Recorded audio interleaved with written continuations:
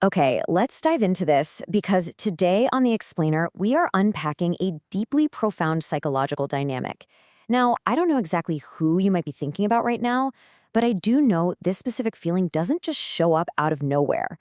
It's that incredibly heavy emotional weight, the weight of watching someone who hurt you profoundly just walk away.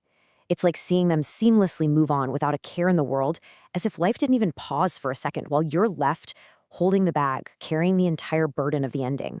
And honestly, that part absolutely messes with your head, doesn't it? Because you're stuck. You're replaying everything, every single word, every silence, every little why did it end exactly like that while they are out there acting completely fine.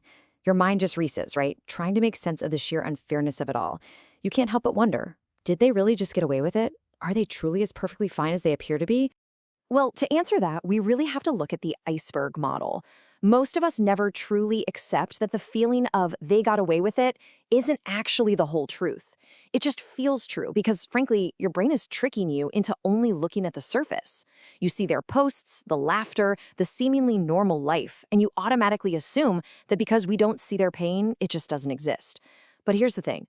Emotional consequences don't happen in public. They happen down in the reality beneath the surface. They happen when the noise stops, the distractions completely fade, and when absolutely nobody is watching. Which brings us to a total paradigm shift about a word we throw around all the time, karma. We really need to redefine it here. Karma isn't some loud, dramatic storm. It's definitely not a supernatural lightning bolt of vengeance striking them down in the middle of the street. It is actually a very grounded, entirely unavoidable psychological reality. It builds up like pressure. It's slow, it's quiet, and believe me, it is deeply, deeply uncomfortable. As our source material brilliantly puts it, karma doesn't come in loud moments. It comes in tiny shifts, mental shifts, emotional gaps. People don't just magically move on from causing emotional damage cleanly, they carry it. And the most fascinating and honestly the most validating part of this whole psychology is that this slow pressure builds up and it catches up to them in the exact same silence that is currently helping you heal. So let's begin our descent underwater, right down into the deeper psychology here, starting with the first sign that this internal karma is actually working, the slow disappearance of inner peace. On the outside, sure, everything looks completely normal, but internally, a very subtle shift starts to happen. They don't feel fully settled anymore. Even in really good, happy moments, this strange, unexplained restlessness just begins to take over their background thoughts. They can't quite put their finger on it, but peace just quietly stops showing up. Now, what's really fascinating here is how people actually cope with that loss of peace. They run straight to the noise. They scroll on their phones endlessly, they overpack their schedules, they surround themselves with people, literally anything to avoid being alone with their own thoughts. Why? Because they desperately use distractions to avoid the silence. The human mind simply never forgets a deep emotional impact, period. And in that silence, those unresolved feelings always start creeping back in. The source states this so perfectly. Silence is where it gets loud. Karma quietly begins right here. It doesn't start by life taking something away from them externally, but by permanently disturbing something inside them that they can no longer fix. The quiet literally becomes their biggest enemy. And that takes us to the second sign, repeating life lessons in different forms. This is exactly what happens when someone completely avoids accountability for how they treated you. From the outside, it looks like they've moved on to new people, new energy, the whole shebang. But when you look closely at the actual architecture of their life, the outcomes start feeling strangely familiar. Let's walk through this timeline of unhealed behavior. It usually starts with different faces, new relationships, new friends, but pretty soon it hits stage 2, that exact same emotional disconnect, which then leads to stage 3, different beginnings, inevitably resulting in stage 4, the exact same collapse. Life doesn't punish them directly. Instead, it just repeats the exact same exhausting lesson until they finally face it. It becomes incredibly draining, and this quiet repetition, this underlying instability, well, that just becomes their new normal. Moving even deeper into their emotional reality, we find the third sign, a quiet, unexplained emotional emptiness. This is where things get heavily psychological. Their life might look absolutely packed to the brim with events, parties, people, but inside, a very subtle feeling of missing out really takes root. It's not some huge dramatic void, actually. It's just a quiet hollowness that they absolutely cannot explain. And here is what that emotional emptiness actually looks like in practice. Good moments feel noticeably shorter. Exciting moments fade way faster than they used to. Even getting attention from others starts to feel kind of meaningless. And why is that? Because true emotional fulfillment only comes from real, genuine connection. And once someone actively loses that real connection by hurting you, everything else turns slightly hollow. This lack of emotional depth, that's psychological karma slowly becoming their everyday life.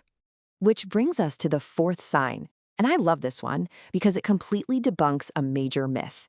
The myth is that just because they walked away, they've completely stopped thinking about the person they hurt. No way. The truth is, you start appearing in their random thoughts far, far more than they would ever admit to anyone, especially themselves. Think about this for a second. Why does the mind revisit the past when someone's ego and pride are screaming at them to just move on, right? If they wanted to leave so badly, why is their brain randomly bringing you up? Well, this sets up a truly fascinating psychological mechanism about exactly how our brains handle unfinished emotional stories. The answer is simple, but incredibly profound. The mind doesn't follow pride, it follows emotion. Emotions don't just magically disappear just because someone made a conscious, surface-level decision to walk away. The human brain automatically replays emotional impacts when they aren't fully resolved. It's basically just trying to close an open loop. Let's move to how this actually builds in their daily life.